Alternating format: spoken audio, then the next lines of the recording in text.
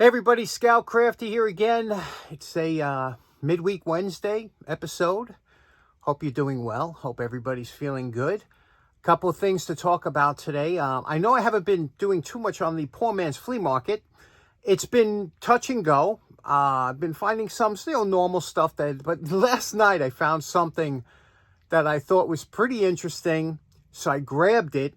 And let me know what you think. Let's go check it out right now. Okay, last night I was on the poor man's flea market, and I see this sitting on top of a box next to the trash. So it wasn't thrown in the trash. It was kind of put next to it. And whenever I see something like that, usually it's somebody that wants, it's still good, and they kind of hope you'll take it. Otherwise, it's in a plastic bag or banged up, whatever. Anyway. So I saw this, I said, wow, it's an old, looks like a violin case, right? I said, and I always been looking for one of these cases because I have a breakdown shotgun upstate that I said, how cool would it be to put a breakdown shotgun or either a Thompson or something in one of these violin cases. So I open it up and lo and behold, it has the violin in there, right? So I know nothing about violins, but that gives me an opportunity to learn something about the instrument itself. And you can see here, the only thing it's missing, because I did some research, is something called a tailpiece. And a tailpiece wraps around this bottom button, comes up here, and that's where the strings will attach to. And then there's something called a bridge, this thing here, that fits, and you can see there's little notches on there, and the bridge sits on here and the strings go over the bridge. So, and over here you could see here we have strings. There's a bunch of different strings and instructions. It even has the key to the case here. So I thought it was pretty interesting. Again, like I said, it just needs that one piece, which is easily available, probably some new strings. You could tell it's not a professional violin by any sense of the term, but it is interesting because it was free. And it's now another thing that's interesting about violins is they come in a lot of different sizes.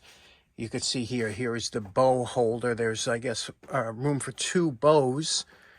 And here you see the bow. It's got a little inlay. See the little mother of pearl inlay. But yeah, what was interesting is from doing a little research on what these things are or how they work, there are different sizes, from youth to adult and big and small and fiddles and violins, whatever. But this would be considered, and a lot of times when you're looking for violins, you'll see 4/4, which is full size. This would be considered 3/4 or 3/4 size.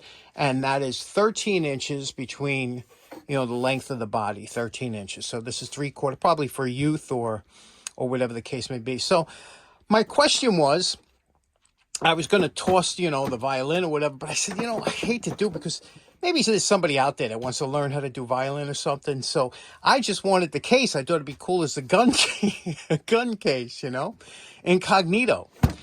So, what do you think? Just leave a note in the comment. Do you think I should, if anybody's interested in this, I'll bring it to Jacktown, and this way, you can start off with a violin if you have some youngster in the family that'd be interested. Or if not, let me know. I'll toss the violin and make a gun case out of this, maybe like with a shotgun.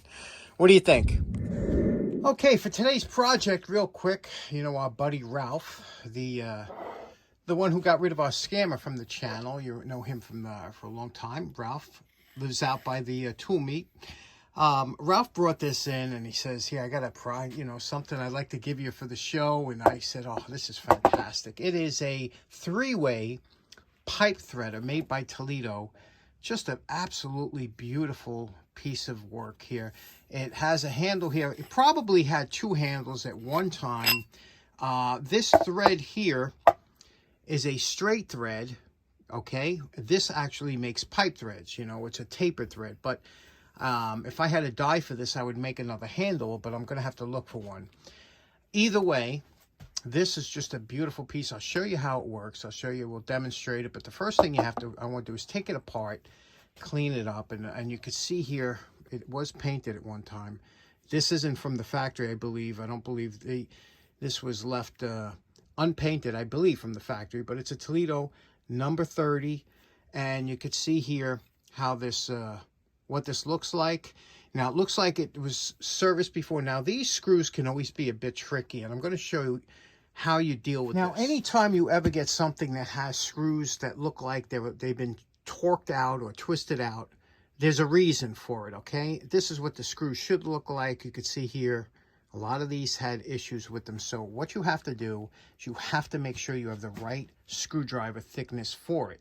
And this is a difficult, it's not a common one. So let me show you. Usually big bladed screwdrivers, and when I say big bladed, this is a thick screw slot. So in order to fill that, usually the screwdrivers that have thick blades are usually long. So, you know, that's sometimes, but what you have to do is you have to put it in there like that, and you have to twist it back and forth and see how much play you have. This one here has very little play. Now, I already loosened this one before, but it has very little play on it, you could see. So this is a good one. But you could see, like, if, you know, this one here, this is a very thick one, and it won't even fit in the slot. Okay, so now you could say, well, you could grind it down, but then you don't want to keep grinding. You want to have a lot of different screwdrivers. What kind of maniac only has one screwdriver? So you have to have a lot of different screwdrivers for when you come up against a problem like this. Here is another one. This one's a little bit of a thinner one, but look here, when I put it in here, see there's that little bit of wiggle? That little bit of wiggle could give you an issue and torque it out. So once you have the right screwdriver, and sometimes you'll have some stubbies that have a kind of a thick blade where you could get in. This one here actually is very good. There's not much play at all in here, you see? So this one's actually a good one too for a short screwdriver. So these two Sears Craftsman are good. Now what we have to do is, like I said, since these are torqued out, you give it a try with the screwdriver. If it don't go, that's when you go to your beautiful, everybody should have one of these. And if you're going to get one, try not to buy the knockoffs. The knockoffs sometimes don't work. This one here, let me see who makes this one here. This one here we go. This one here's a Craftsman. This one's a good one. Craftsman, Proto, Snap-on, SK, whatever. They're good ones. You know, the Harbor Freight, things like that, it's hit and miss with these things for some reason. I don't know why. But once you have this set up for loosening, and these usually come with different bits. Get one that fits in there just right, that fits in the correct hole, and then just give it a good whack with a soft blow hammer, and it should loosen it right. Okay, there's one thing when you're taking this apart to remember. It's imperative that you remember this too. Remember the Toledo, the label up here is on top, okay? Now, these jaws will be put in, they slide in. You see, they slide into the body of the unit, and you can see here it says 1, 2, 3, and 4, and you can see each one of them is marked 1, 2, 3, 4. That is extremely important that you put them back in the same order, because that's how it cuts the threads. If you should mix them up, you won't be able to cut any threads. So that's why they're marked and labeled like that. Once you remove the screws from the ring here, take the 4 screws out. The ring, you'll just have to take a screwdriver and put it on the side and just pry this comes off just like that. And you can see there's always a little bit of rust or something. And then what you have is you have your teeth here for the cutters. And what you want to do is you have to knock them out. And to knock them out, I take a punch and just, now you have to tap it very lightly. You see I'm putting it on the edge here. And you'll tap it very lightly. Don't go crazy, because what happens is this is hardened steel, and if you hit it hard, you can break it. So just tap it out and take these and make sure you keep everything together in a separate area, you know, from each set of cutters has to go with each ring, and just keep it all separate. Now that everything's apart, there are 3 steps that you have to do. First thing you do is you knock off any excess grease or oil with a wooden stick or anything that you have. An ice cream stick works great. Knock off any lumps of grease that you might have. Then you're going to take it over to either your parts washer, or you're going to spray some degreaser on, scrub it down in a bucket of warm water, get all the excess grease off. Then you could take it over to your wire brush, and so this way you don't get no gunk in your wire brush, and that's the easiest way to do it. Now this is what it looks like after a degreaser in hot water. Now we'll go to the wire brush. Okay, we're coming along nicely with this, and you can see here we cleaned up, especially these surfaces here. You know, over here you're always going to have some casting flaws and some excessive pitting. That's no problem. You know, we're not trying to make this into a show rinse. We just want to do a proper cleanup on here. You can see there, now that brass tag looks real nice. We'll clean that up a little bit more before, but you can see the original paint was black underneath, and we cleaned everything up. All the surfaces now are nice. We did the rings. You can see the rings here are all done up. Now, the edges of the rings here were kind of beat up, and I would like to have them contrast. So I'm going to see what I could do with that. Maybe I can hit them with the belt sander to get rid of some of the edges on these are just horrible. This one here was cracked, but it really has no problem with how it just, all it does is hold in the cutters. So we'll see what we can do at the edge, but it's coming nice. Okay, we're a few hours in, and here's where we're at. We have everything pretty much cleaned up here.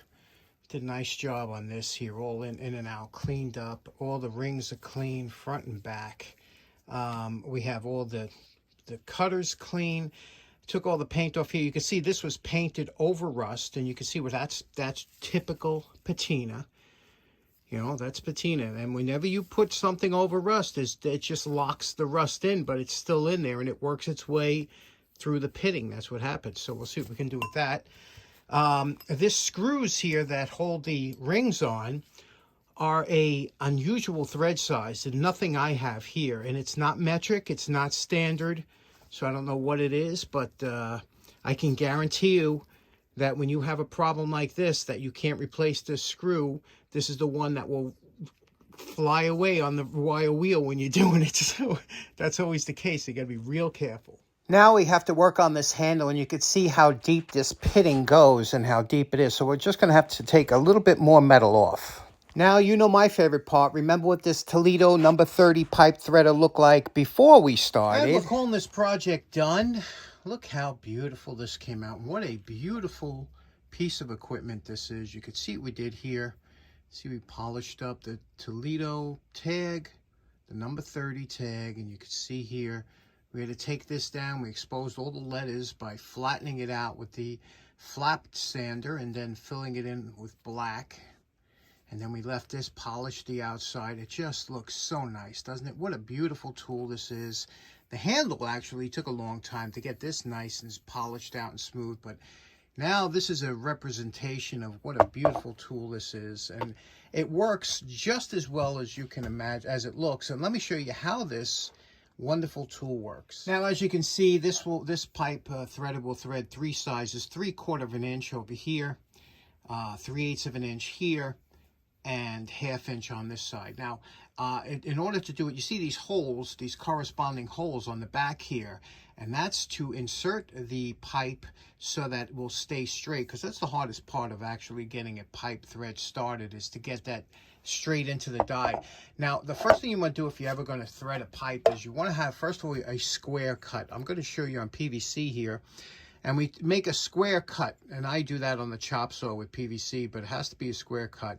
And then you're going to chamfer the edges. Let's do that real quick. Okay, you can see here we chamfer the edges, and that's important, that top edge, or else you'll never get this started.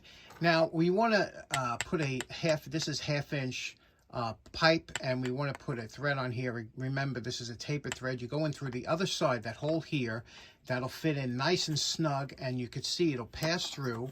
And then what you start doing is you turning it, and as you do, that chamfer will grip into the threads and start cutting. And you can see here, it's going to start cutting as we turn it. Let me show you. Okay, there you go. You can see what a nice thread job it does. That's a tapered thread that it put a pipe thread onto this 1/2 inch PVC. And you can see you could do that same thing with every type of pipe. The thing is that you got to add a lot of lubricant if you're going to be doing any kind of threading. Special thanks to Ralph for this absolutely beautiful, I love any kind of threading tool, but this one came out just so nice, didn't it? What a nice looking tool. Okay, so in closing, again, special thanks to Ralph for that beautiful tool for today's project. Also, let me know in the comments what you think about the violin, if I should bring it to Jacktown. Maybe somebody wants it.